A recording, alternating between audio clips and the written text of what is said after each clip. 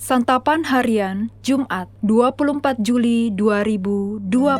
Hari ini kita akan membaca Hakim-Hakim pasal yang ke-8, ayatnya yang ke-4 hingga ayatnya yang ke-21.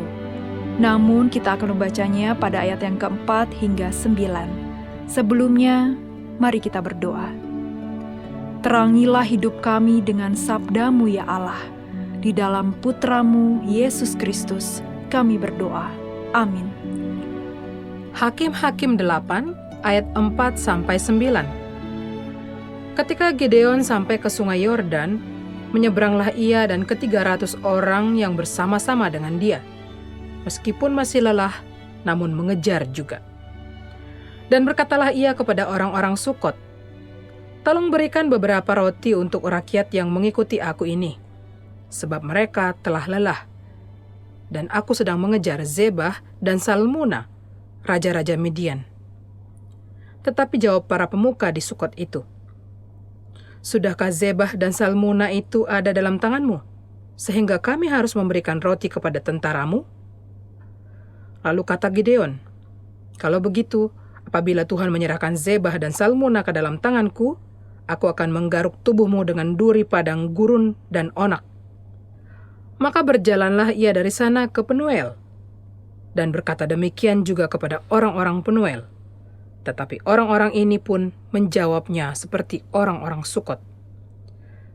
Lalu berkatalah ia juga kepada orang-orang Penuel, "Apabila aku kembali dengan selamat, maka aku akan merobohkan menara ini."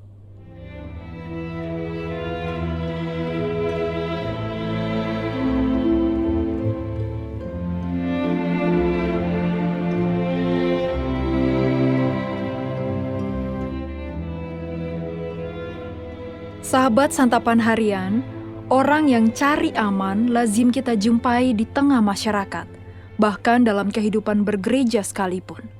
Mereka adalah orang yang mementingkan diri sendiri dan mencari keamanan daripada berpihak pada kebenaran firman Tuhan. Sikap seperti ini rupanya juga dipraktekkan oleh orang-orang Sukot dan Penuel. Ketika Gideon meminta pertolongan, mereka menolak.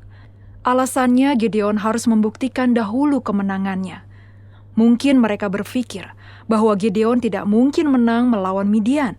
Pasalnya ia memiliki 300 orang, sedangkan pasukan Midian berjumlah ribuan. Tidak hanya itu, mereka juga mengantisipasi kemungkinan kalau Gideon kalah. Orang-orang Midian pasti akan menyerang mereka jika ketahuan membantu Gideon. Orang Sukot dan Penuel melakukan satu kesalahan. Mereka tidak sadar bahwa Gideon adalah orang pilihan Tuhan.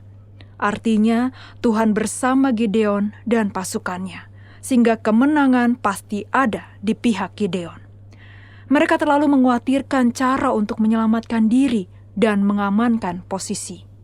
Akibatnya mereka bersekutu dengan musuh Israel dan mendatangkan hukuman. Apakah hari ini kita juga menjalani hidup seperti orang-orang Sukot dan Penuel? Apakah kita lebih mementingkan keamanan diri daripada kebenaran firman Tuhan? Apakah kita lebih memilih melanggar firman-Nya daripada kehilangan pekerjaan?